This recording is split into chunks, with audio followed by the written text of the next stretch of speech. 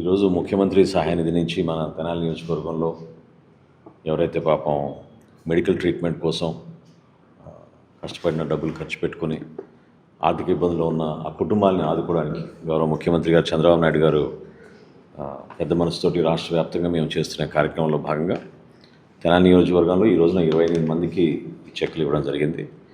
దీంతో ఒక విధంగా చెప్పాలంటే ప్రజలందరికీ ఇంకా ఈ కార్యక్రమం గురించి తెలిసే విధంగా వాళ్ళు కూడా ఖర్చు పెట్టుకున్న నిధులకి కొంతవరకు వెసులుబాటు ప్రభుత్వం నుంచి వచ్చే విధంగా మేము చేస్తున్న ప్రయత్నంలో భాగంగా 304 మందికి తెనాలి నియోజకవర్గంలో నేను శాసనసభ్యుడిగా ఎన్నికైన తర్వాత ఈ రోజుకి 3,42,00,000 రూపాయలు మన ముఖ్యమంత్రి సహాయ నిధి నుంచి వీళ్ళందరికీ కూడా అందించడం జరిగింది. రాబోయే రోజుల్లో కూడా గతంలో ఒక నిర్ణయం తీసుకున్నాం. ప్రతి కుటుంబానికి 25 లక్షల రూపాయల వరకు మెడికల్ ఇన్సూరెన్స్ ప్రభుత్వమే దాని ఖర్చులు భరించే విధంగా, ఏ హాస్పిటల్ అయినా వాళ్ళు వైద్య సేవలు చేసుకునే విధంగా, అక్కడున్న వివిధ సౌకర్యాలు లేదా వాళ్ళకి దగ్గరలో ఉన్న హాస్పిటల్, స్పెషాలిటీ హాస్పిటల్స్ వీటన్నిటిని కూడా ఒక పెద్ద ప్రోగ్రామ్గా మన కూటమి ప్రభుత్వం చేపట్టబోతోంది.